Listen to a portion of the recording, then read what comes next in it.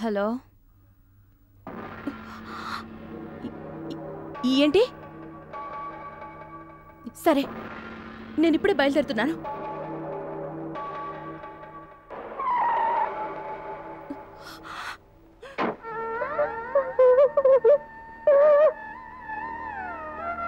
వదినా,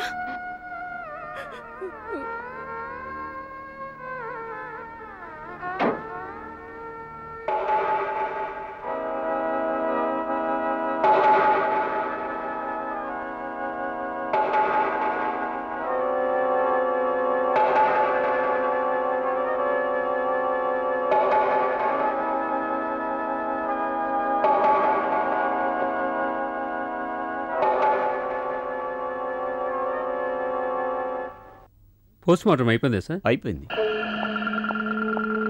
డాక్టర్, బాడీని తీసుకోండి. డెడ్ బాడీని మీరు స్టేట్మెంట్ రాసిచ్చి బాడీని తీసుకెళ్ళచ్చు. ఇల్లేదు, శవాన్ని మేమే తీసుకెళ్తాం. మూర్తి, తను మా ఇంట్లో చచ్చిపోయింది. తను చనిపోయి చాలాసేపు అయింది. అదీ కాకుండా మన వాళ్ళందరూ ఇక్కడే ఉన్నారు. అందువల్ల మేం తీసుకెళ్లటమే పద్ధతి.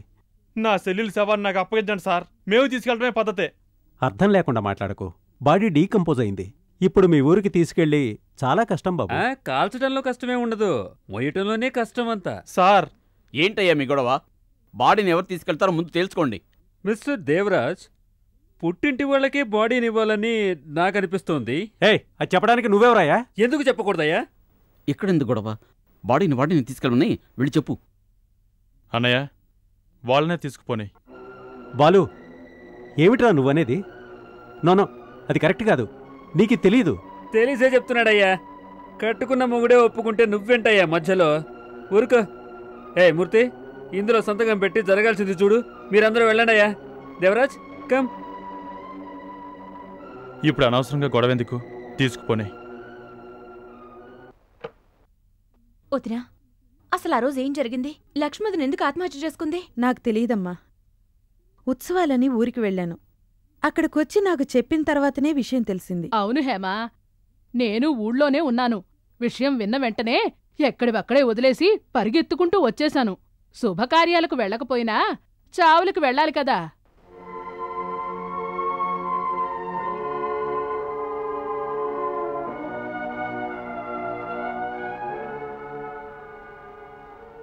అన్నయ్య, లక్ష్మీదని ఎందుకు ఇంత పనిచేసింది? నాకేం అర్థం కావట్లేదమ్మా. ఆ రాత్రి తెనాలి వెళ్లడానికని రైల్వే స్టేషన్కి వెళ్ళాను. ట్రైన్ను 4 గంటలు లేటని చెప్పారు. ఇంటికొచ్చి రెస్ట్ తీసుకుందాం అనుకున్నా. ఇంట్లోకి వెళ్ళడానికి మణిని నిద్రలేపాను. అప్పుడు మేడ మీద ఏదో తగలబడుతున్న వాసనొచ్చింది.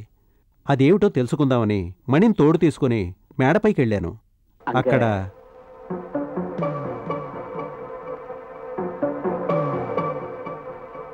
బాలన్నయ్య, నీక్కూడా తెలీదా?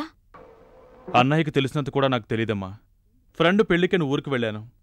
విషయం తెలిసి వెంటనే వచ్చేశాను. మీ వదిన ఎందుకు ఆత్మహత్య చేసుకుందో కూడా తెలీదమ్మా. నేనే గనక ఇక్కడ ఉన్నట్టయితే తనని చావనిచ్చేవాణ్ణి కాదమ్మా. విజయలక్ష్మి మరణం ఆత్మహత్యను నువ్వు అనుకుంటున్నావా హేమా? నాకలయం అనిపించడం లేదు. తను ఆత్మహత్య చేసుకోవడానికి దానికి తగ్గ కారణం ఉండాలి కదా? నాకు తెలీదు. మీ చిన్నోదిన చనిపోయినప్పుడు ఈ ఇంట్లో ఎవరెవరున్నారు? మణి మాత్రమే ఉన్నాడు. అతనిప్పుడెక్కడున్నాడు? వాడింట్లోనే ఉంటాడు. ఎవరితోనైనా పిలిపించినా? వద్దు, నేనే వెళ్తాను. వస్తాను. Please subscribe to iDream. Please subscribe for more videos.